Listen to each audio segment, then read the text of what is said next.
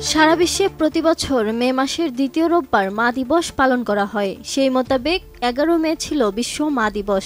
সারা বিশ্বের প্রতিটি মায়ের জন্য শ্রদ্ধা আর ভালোবাসা প্রকাশের দিন। যুক্তরাষ্ট্রে অনেক আগে থেকেই মা দিবস পালন শুরু হলেও বর্তমানে বাংলাদেশ সহ প্রায় সারা বিশ্বেই দিবসটি নানা আয়োজনে পালন করা হয়। বিশেষ এই দিনে সবাই মাকে নিয়ে নিজের না বলা অনুভূতিটুকু প্রকাশ করে থাকেন। ঠিক তেমনি বিনোদন জগতের তারকারাও এর ব্যতিক্রম নয়। বিশেষ এই দিনে মা এবং শাশুড়ি মায়ের প্রতি ভালোবাসা প্রকাশ করে শুভেচ্ছা বার্তা ও অনুভূতি প্রকাশ করেছেন ঢালিউড ইন্ডাস্ট্রির অভিনেত্রী শবনম বুবলী।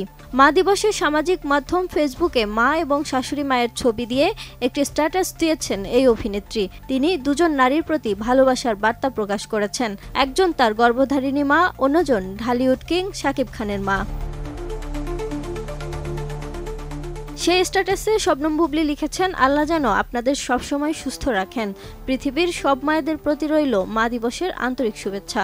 অভিনেত্রীর সেই স্ট্যাটাসে নেটিজেনরা মিশ্র প্রতিক্রিয়া দেখিয়েছেন। নেটিজেনরা অনেকেই লিখেছেন, শাকিব খানের অ্যাটেনশন পেতেই এমনটি করেছেন এই অভিনেত্রী। বুবলীর কর্মজীবন শুরু হয় সংবাদ পাঠ দিয়ে। তিনি বাংলাদেশের জনপ্রিয় বেসরকারি টেলিভিশন চ্যানেল বাংলাভিশনে 2013 সালে সংবাদ পাঠ শুরু করেন।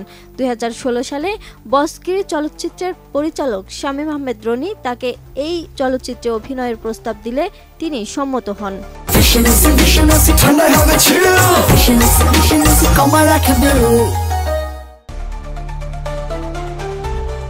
প্রথমে অপু বিশ্বাসকে এই চরিত্রের জন্য নির্বাচন করা হয়েছিল। পরে অপু বিশ্বাস নিজেকে এই চলচ্চিত্র থেকে সরিয়ে নিলে তার স্থানে বুবলীকে নির্বাচন করা হয়। এই চলচ্চিত্রে তার বিপরীতে অভিনয় করেন শাকিব খান। 2016 সালে বসগিরি ছবির শুটিংয়ের সময় ও পরবর্তী বিভিন্ন সময়ে শাকিব খান ও বুবলীর প্রেম নিয়ে গুঞ্জন ওঠে। সেই গুঞ্জন সত্যি হয় 2018 সালের জুলাইয়ে শাকিবের সঙ্গে শবনম বুবলীর বিয়ের মাধ্যমে। 2020 সালের মার্চে পুত্র সন্তানের মা হন বুবলী। সন্তান শেহজাদ খান বীরের জন্মের খবর প্রকাশ্যে আসার পরই দূরত্ব বাড়তে থাকে এ দম্পতির। এক পর্যায়ে বুবলীর সঙ্গে কোনো সম্পর্ক নেই বলে শাকিব দাবি করে বলেন, শবনম বুবলী এখন অতীত। অন্যদিকে বুবলী দাবি করেন আইনগতভাবে তিনি এখনও শাকিব খানের বৈধ স্ত্রী। তবে দীর্ঘ সময় ধরে এক ছাদের নিচে থাকছেন না এ তারকা জুটি। বুবলীকে একাধিকবার শাকিব খান জীবনের অতীত বলে মন্তব্য করলেও এই নায়িকা এখনও শাকিবকেই নিজের স্বামী বলে দাবি করেন। Desk report, ATN news.